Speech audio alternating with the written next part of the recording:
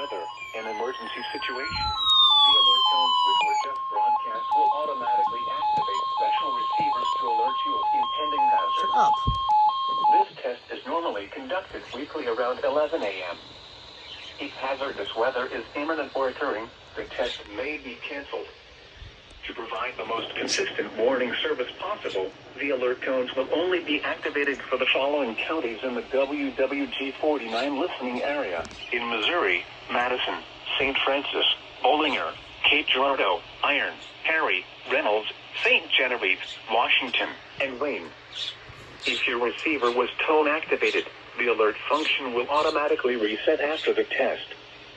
This concludes our test for this week, and we will now resume normal programming. Thank you.